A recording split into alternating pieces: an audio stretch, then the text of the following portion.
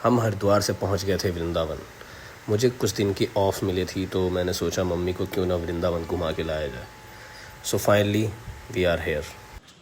सो guys हम यहाँ पे आए थे और प्रेमानंद महाराज जी के दर्शन करने आए थे, मम्मी को लेके आए थे। बट बहुत ही सैडली हमें पता चला कि हमें वहाँ पे द्वारपाल थे, उन्होंने बताया कि प्रेमानंद जी महाराज यहाँ पे 1.5 महीने से या 2 महीने से बीमार हैं और यहाँ पे अपने दर्शन दे नहीं पा रहे हैं।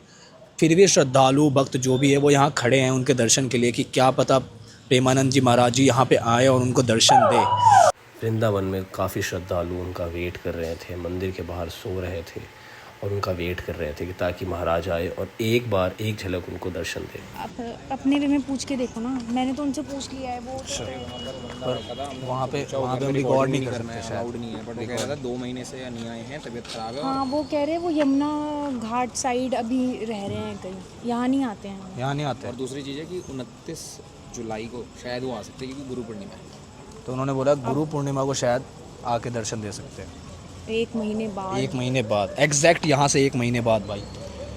वो कहते हैं कि पता नहीं चलता, वो अपने आप हवा पलट जाती है जब उन्होंने आना होता है।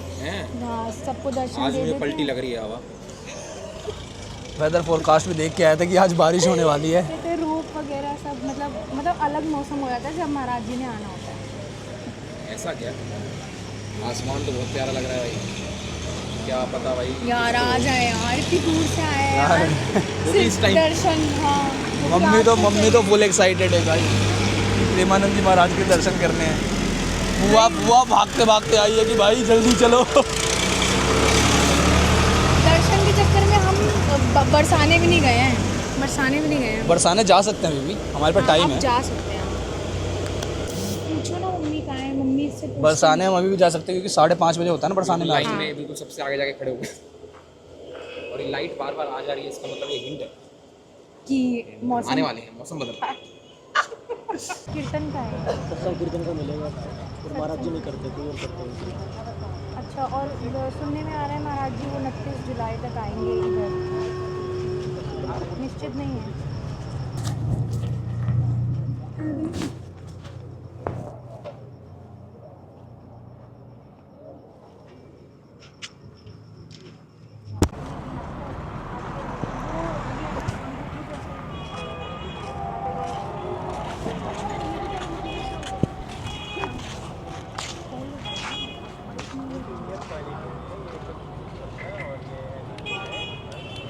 सो बहुत डिसाइड करने के बाद हमने फाइनली डिसीजन ले लिया था कि हम वृंदावन से वापस बैक टू मथुरा, जो कि 45 किलोमीटर दूर था। सो हम वहाँ पहुँच के सबसे पहले वृंदावन से वहाँ मथुरा पहुँचेंगे और वहाँ जाके हम सबसे पहले सैन आरती देखेंगे जो कि 5 बजे होती है। सो जब तक मंदिर खुलता है तब तक हम पी रहे हैं चाय, उसके बाद हम जाएंगे मंदिर।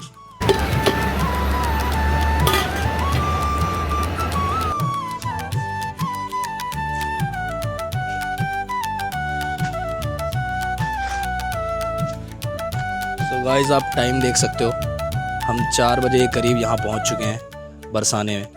और हमने प्रेमानंद जी के दर्शन करने के लिए हम पहले वृंदावन गए थे, वहाँ पे जो कि हमें नहीं हो पाया दर्शन, तो वहाँ से 45 किलोमीटर यू टर्न लेके वापस से हम मथुरा आए हैं। और फाइनली हम 4 बजे के करीब यहाँ पहुँच चुके हैं। और यहाँ पे पार्किंग एरिया भी मिल जाती है आपको, ऊपर से यहाँ पे स्टेयर्स हैं जहाँ से 10 मिनट पे कम से कम आप मंदिर पे पहुँच जाओगे। उसके बाद एग्जैक्ट 5 o'clock मंदिर की आरती और मंदिर का द्वार खुल जाता है। चलो भाई, यहाँ पे ना आपको दिख जाएगा बाइक से सारे लोग आपको मतलब यहाँ से मंदिर के मार्ग तक आपको लेके जाएंगे और उसके बाद वहाँ से आपका अपना है। तो सुबह सुबह आपको 5 बजते ही यहाँ पे बाइक वाले भी सारे दिख जाएंगे जो लेके जाते हैं। बट मैं रेकमेंड करूँगा कि आप अगर कार से आए हो तो अपने कार में सारे शूज़ ये सब चप्पल वप्पल सब उतार दो, ऊपर चोरी होने का डर होता है। सो हम यही करने वाले हैं, अपने चप्पल उप्पल सारा कुछ अपने कार में उतार के उसके बाद पैदल जाएंगे हम। 150 सीढ़ियाँ हैं, वो चढ़ेंगे, 5 से 10 मिनट लगेगा मैक्स, और हम मंदिर में पहुंच जाएंगे।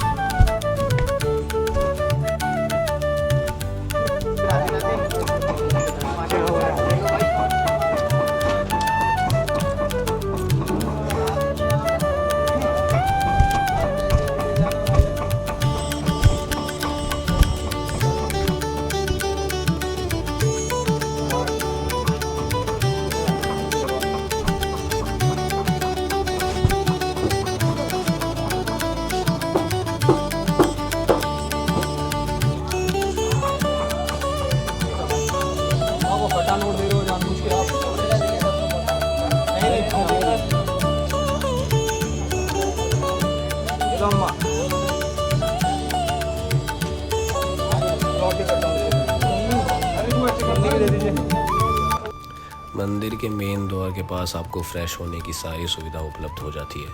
वहाँ पे आप फ्रेश होने के बाद मंदिर के लिए सीढ़ियाँ चढ़ना स्टार्ट करते हो। 150 सीढ़ी चढ़ने के बाद जब आप मंदिर के पास पहुँचते हो तो वहाँ पे आपको एक अलग स्पिरिचुअलिटी देखने को मिलती है। वहाँ की सात्विकता जो वृंदावन की और मथुरा की है वो देखने को मिलती है। यहाँ पे लोग भी बहुत ही ज़्यादा हम्बल होते हैं। जब मैं मंदिर पहुंचा तो मैंने देखा यहाँ पे काफ़ी भीड़ थी, बट वहाँ के लोकल्स के अकॉर्डिंग वो भीड़ नहीं थी, वो भीड़ बहुत कम थी क्योंकि हम वीक डेज़ पे गए थे, वीकेंड पे नहीं गए थे।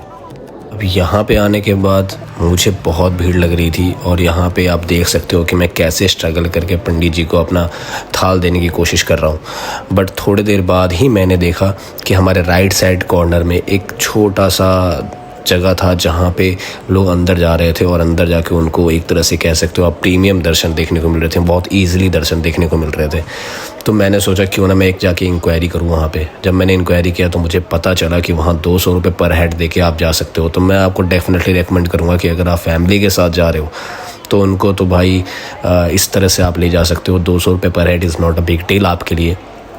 आप वहाँ पैसे दो 200 रुपये, वो आपको अंदर ले जाएंगे मंदिर के, आपको सामने भगवान के दर्शन होंगे और वहाँ पे आप आराम से थोड़ी देर बैठ के भगवान की सेवा भी करने को आपको मिलती है।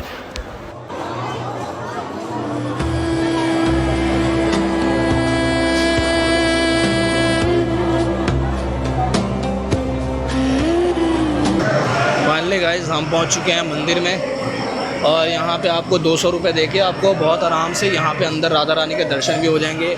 आप यहाँ बैठ सकते हो, देख सकते हो, दर्शन कर सकते हो, आरती भी देख सकते हो, शयन आरती। और यहाँ से आप देख सकते हो कि कितनी कंफर्टेबली हम बैठ के आराम से दर्शन कर रहे हैं। तो मम्मी जब आई है तो अच्छे से दर्शन कराना मांगता है भाई, उनका बेटा अब कमा रहा है।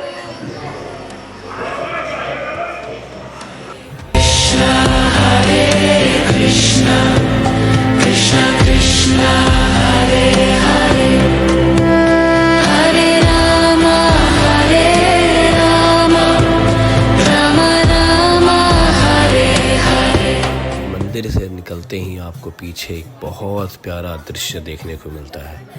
मंदिर के पीछे पूरा मथुरा शहर कैसे बसा है वो देखने को मिलता है। सामने आपको राधा रानी का महल देखने को मिलेगा जिसको हम लाडली जी मंदिर भी कहते हैं। मंदिर की सुंदर नक्काशी, ऊंचाई पर स्थित इसका यह भव्य स्वरूप और चारों तरफ राधे राधे की गूंज इस जगह को बहुत ही दिव्य बनाती है। यहाँ पे लोग अपनी श्रद्धा, भक्ति और विश्वास में लीन होते हैं। लोग अपने नृत्य और संगीत में जुड़े होते हैं। लोग अपने ध्यान में जुड़े होते हैं। लोग अपनी प्रार्थना में मगन होते हैं।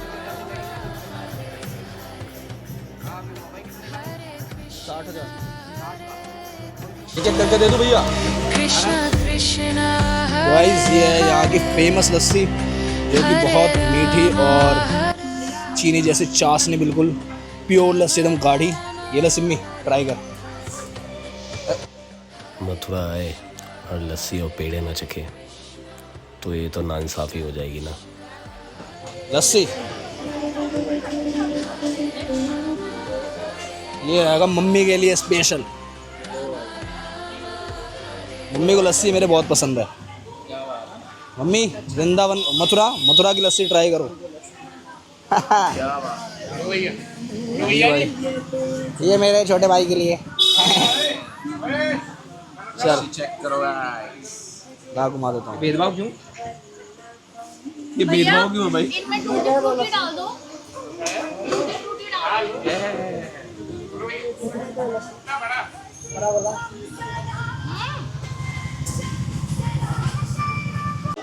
सो गाइज हम आ गए हैं बांके बिहारी मंदिर में फाइनली, और हम यहाँ पहुँच गए हैं 7:30 बजे। और यहाँ पे आपको अपना सामान बहुत ध्यान से रखना पड़ता है, जैसे फ़ोन, चश्मा, घड़ी, ये सब कुछ, क्योंकि यहाँ पे बंदर आपका सामान छीन के ले जाते हैं। बिल्कुल सही, बंदर छीन के ले जाते हैं, तो बहुत ध्यान से रखना पड़ता है। वो देखो वहाँ पे इतने सारे बंदर हैं, अभी सारे अंदर गए हैं, और ऐसे ऐसे बहुत सारे बंदर आपको आसपास घरों पे दिख जाते हैं। तो इन सब चीज़ों से बच के उसके बाद आगे बढ़ना है।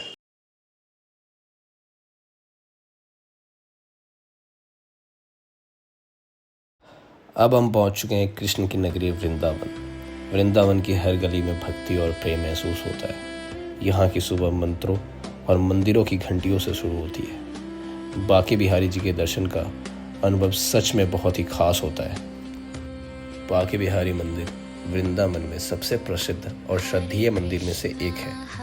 यह मंदिर भगवान श्री कृष्ण के बांके बिहारी स्वरूप को समर्पित है। बांके का अर्थ है 3 जगह से मुड़े हुए, और बिहारी का अर्थ है आनंद पूर्वक विहार करने वाले श्री कृष्ण।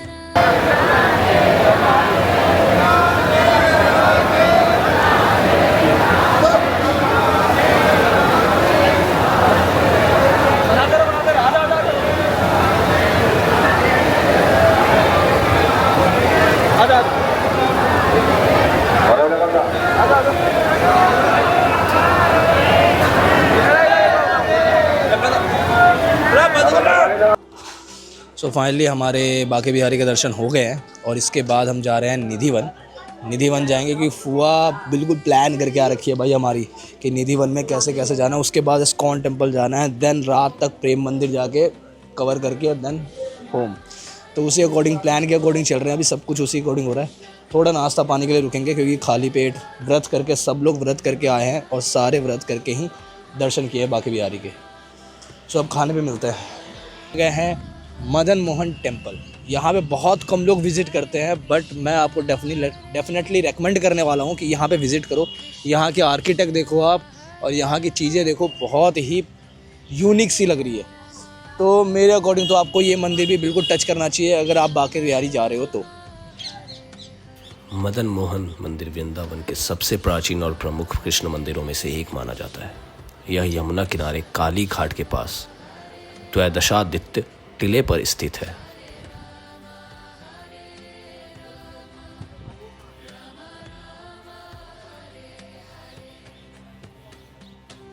मंदिर श्री कृष्ण के मदन मोहन स्वरूप को समर्पित है, अर्थात जो कामदेव को भी मोहित कर ले।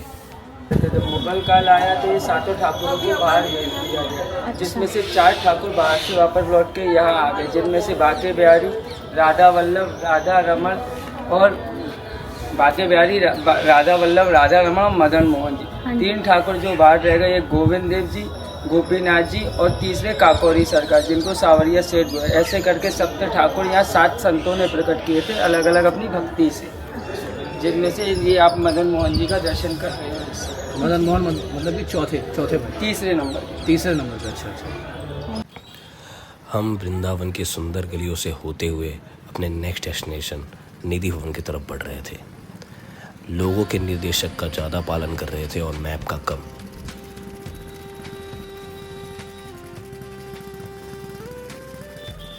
गाइज हम पहुंच चुके हैं निधि भवन, और यहाँ से हमारी होगी तीसरी डेस्टिनेशन, जो कि होने वाली है निधि भवन। और यहाँ पे बहुत लोगों ने अलग अलग चीज़ें बताई हैं, जो कि हम आपको कुछ यूनिक चीज़ें भी बताएंगे यहाँ पे कैसे होता है। यहाँ पे सबसे पहले हम अपना चप्पल जमा करेंगे, चप्पल शूज़ जो भी है वो यहाँ पे जमा करके उसके बाद हम अंदर जाएंगे।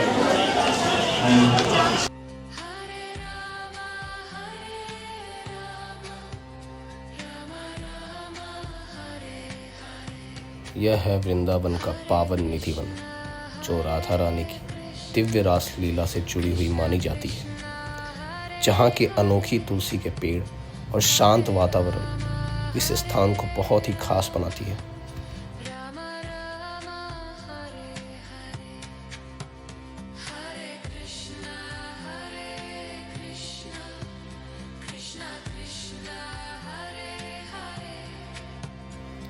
मान्यता यह है कि यहाँ स्वामी हरिदास जी ने घोर तपस्या करके भगवान श्री कृष्ण को प्रसन्न किया था और उन्होंने यहाँ पे आके उन्हें अपने दिव्य दर्शन दिए थे।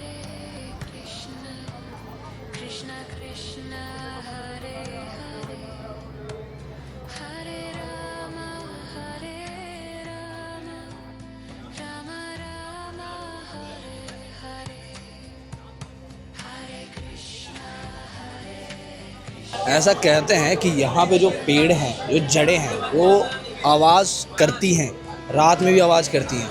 तो अगर इन पे कान लगा के अगर आप सुनोगे तो इनसे आवाज़ आएगी, वाइब्रेशन भी आती है। तो देखते हैं, हम ट्राई करेंगे आज कि क्या सही में ये सच है या मिथ है। बस बोलो राधा रानी की। एक बार जो बोले राधा कट जाए जीवन की सारी। तो राधे राधे बोलने में कंजूसी मत करो। राधे राधे। कुछ ऐसी आवाज़ तो आई नहीं, आवाज़ आई है। तो यहाँ पे हमें ये पता चला कि जो ये सारे जो आप ट्रीज़ देख रहे हैं वो ट्रीज़ नॉर्मल ट्रीज़ नहीं है भाई, ये तुलसी जी का ट्रीज़ है। मतलब तुलसी हैं जिनमें होलोज और रूट से निकली हुई हैं। ऐसा माना जाता है कि कृष्ण जी अपनी गोपियों और राधा के साथ यहाँ पे रास लीला करते थे। और ऐसा ये भी कहा जाता है कि अगर सनसेट के बाद कोई उनकी रास लीला देख लेता था तो या तो वो ब्लाइंड हो जाता था, या तो वो गूंगा हो जाता था, या उसके साथ कुछ मिस हैपन हो जाता था। और ये भी कहा जाता है, सबसे बड़ा मिथ तो ये है कि ये ट्रीज़ 12 बजे के बाद, मतलब कि सनसेट के बाद या 12 बजे के बाद, I don't know the exact time, but ये ट्रीज़ गोपियों में कन्वर्ट हो जाती हैं। ऐसा मिथ कहा जाता है। इंटरेस्टिंग है बट बहुत क्रेजी है। और गेस व्हाट, एक बंदे ने इस चीज़ को, इस मिथ को प्रूव करने के लिए यहाँ पे आकर छुप गया था। इस कलयुग की बात है। और सुबह होने के बाद उसकी जो टंग थी वो ट्विस्ट हो गई थी और वो बंदा ब्लाइंड हो गया था। That's the real fact.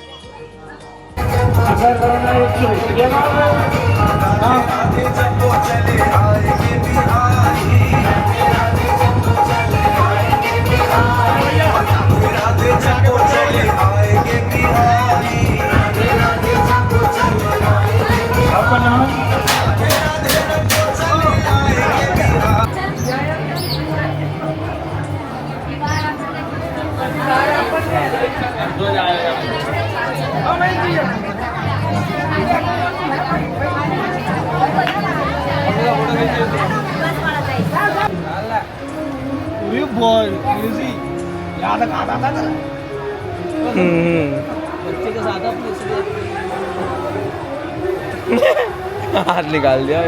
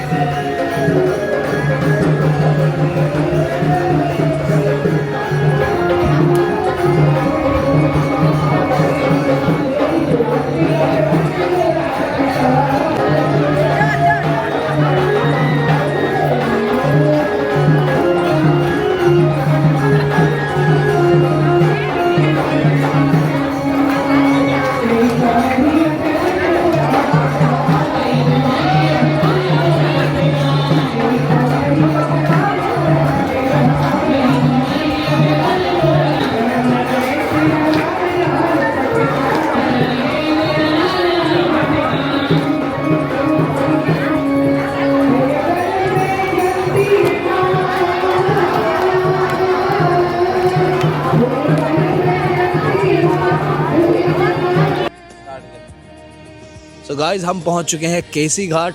Vrindavan से थोड़ी दूर पे आपको यहाँ पे मिल जाता है केसी घाट, जहाँ पे आप और भी एक्टिविटीज़ कर सकते हैं। लोगों को लगता है वृंदावन बस मंदिरों के लिए है, नहीं, यहाँ पे आप बोटिंग कर सकते हैं, एक घाट से दूसरे घाट जा सकते हैं। सो गाइस, यहाँ पे आप ये भी चीज़ एक्सपीरियंस कर सकते हो जो आपको बस नैनीताल और टिहरी में ही देखने को मिलता है ना, कुछ यूनिक चीज़। और यहाँ पे लोग नहा भी रहे हैं। सामने लाल गुम्बद है ना, वो है भगवान काली शेषनाग की, भगवान कृष्ण ने काले नाग का वध किया था। और उसी के बराबर में लाल गुम्बद के सामने पेड़ खड़ा है ना, बड़ा वाला, वो है कदम वाला पेड़। यहाँ पर भगवान कृष्ण राधा रानी कपड़े चुरा कर टांगे थे, उसी को बोलते हैं काले से कदम का पेड़। और सामने पीपल वाला पेड़ है ना, वो है गोपी घाट। वहीं से कृष्ण भगवान ने राधा रानी कपड़े चुरा कर कदम वाले पेड़ पर टांग दिए थे। अच्छा, राधा जी ने, कान्हा जी ने राधा जी के कपड़े। और सामने लोग चल रहे हैं ना, इसी राधे राधे लिखा दीवारों पे। वो वृंदावन की कुंज गलियां, उनके अंदर होकर जाते हैं, इसी राधे वृंदावन की परिक्रमा करते हैं। Okay okay okay. सामने आरती घाट केसी घाट आ गए, वो आगे बताऊँ। यहाँ आकर आपको भगवान श्री कृष्ण की नटखट रास लीला देखने को मिलती है, सुनने को मिलती है। अगर आप श्रद्धालु हैं और अगर अपने पेरेंट्स के साथ यहाँ पे आ रहे हैं तो मैं डेफिनेटली रेकमेंड करूँगा केसी घाट के लिए आपको। ये बोट एक्सपीरियंस आपके फैमिली के लिए बहुत ही ज़्यादा अलग होने वाला है। आओ भी आओ, क्या हुआ? प्रसाद लेते हुए वीडियो बना लूँ मम्मी का। वृंदावन में आपको यहाँ बंदरों से बहुत सावधान रहना पड़ता है। जैसे कि आप इस वीडियो में देख सकते हो, एक बंदर ने किसी का चश्मा ले लिया है और वो बंदर चश्मा तब तक नहीं देगा जब तक आप उसको फ्रूटी या कुछ और खाने का सामान ना दे। केसी घाट से होते हुए हम फाइनली अपने नेक्स्ट डेस्टिनेशन इस्कॉन टेम्पल पहुँच गए थे।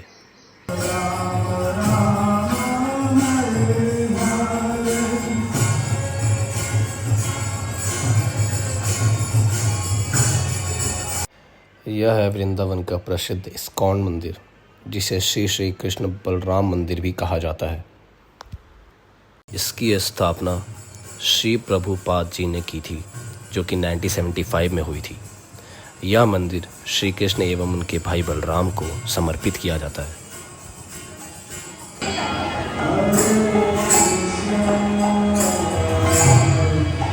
इसकी भक्ति, शांति और सुंदर वातावरण इसे वृंदावन में से सबसे विशेष मंदिरों में से एक बनाता है।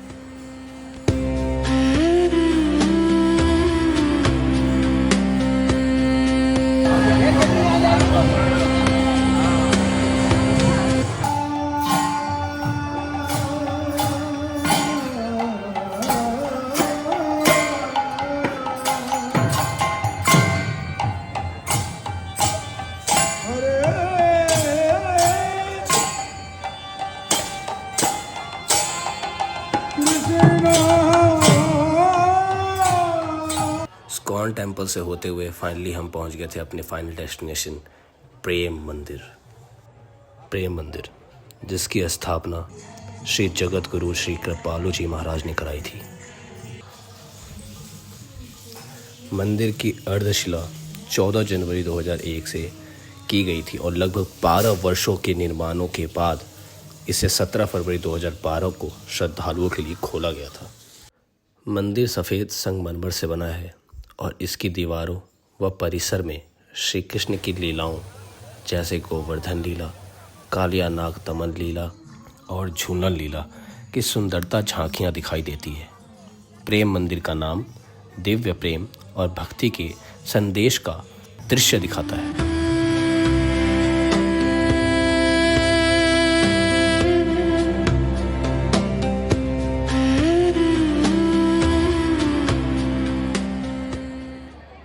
प्रेम मंदिर की सबसे खूबसूरत चीज़ है उसकी पानी की दृश्य दिखाने वाली चीज़ें। कैसे वो एक्टिविटी कर रही हैं, किस तरीके से वो पानी में दृश्य दिखाती हैं भगवान श्री कृष्ण के। कैसे पानी में आपको सतगुरु जी महाराज के आपको दर्शन देखने को मिलेंगे, कैसे पानी में उनके नृत्य, उनके संगीत को किस तरीके से आप अनुभव कर पाएंगे। ये एक अलग ही नज़ारा आपके आंखों के सामने होता है। आज के लिए इतना ही। अगर आप लोगों में से जो वीडियो देख रहा है, अगर वो कभी प्रेम मंदिर गया है और ये सब चीज़ें उसने एक्सपीरियंस करी है और कभी वृंदावन गया है, तो do comment in comment box, मुझे अच्छा लगेगा। और लाइक करें, सब्सक्राइब करें अपने भाई को। नेक्स्ट वीडियो आपके लिए जल्दी ही लेके आता हूँ।